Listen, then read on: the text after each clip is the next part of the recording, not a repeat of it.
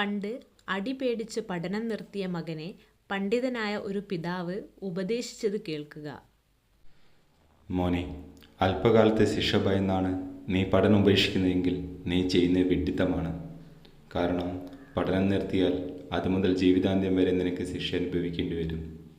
കാരണം അറിവില്ലായ്മയാണടാ ഏറ്റവും വലിയ ശിക്ഷ. വിദ്യാലയത്തിൽ നിന്ന് അധ്യാപകൻ്റെ ചെറിയ അടി സഹിക്കാൻ നിനക്കാവുന്നില്ലെങ്കിൽ സമൂഹത്തിൻ്റെ വലിയ അടി നിനക്ക് എങ്ങനെയാടാ താങ്ങാനാവുക?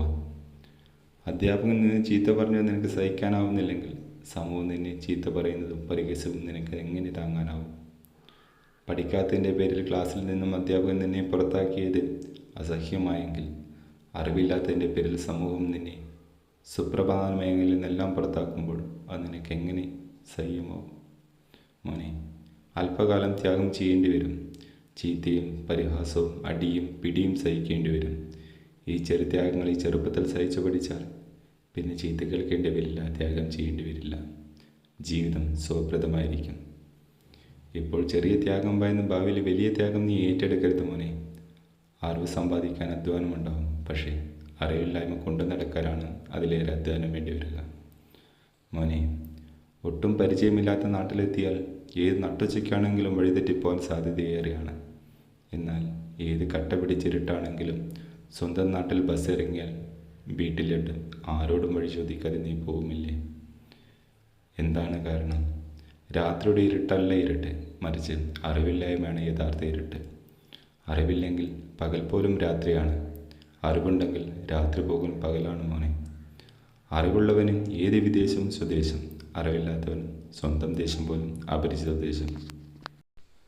മോനെ, നീ മൃഗമല്ല, മനുഷ്യനാണെന്ന് ഓർക്കണം. സർവ്വജീവജാലങ്ങളിൽ വെച്ച് ഏറ്റവും ഉത്കൃഷ്ടമായ ജീവി.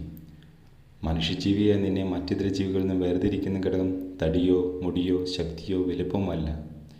തടി കൊണ്ടാണ് നീ ഉയർന്നതെങ്കിൽ നിന്നേക്കാൾ ഉന്നതൻ ആനയാണ്. ശക്തി കൊണ്ടാണ് ഉയർന്നതെങ്കിൽ നിന്നേക്കാൾ ഉന്നതൻ കാട്ടുപോത്താണ്. നീളം കൊണ്ടാണെങ്കിൽ ജിറാഫ് നിന്നേക്കാൾ എത്രയോ ഉയരമുള്ള ജീവിയാണ്. പക്ഷെ അതൊന്നുമല്ല നിന്നെ വേർതിരിക്കുന്ന ഘടകം, അത് അറിവ് മാത്രമാണ്. അറിവാണ് ശക്തി. ആ ശക്തി ഉണ്ടെങ്കിൽ പക്ഷികളെയും വെല്ലുന്ന വിധം ആകാശത്തു കൂടെ നിനക്ക് പാറിപ്പറന്ന് നടക്കാം.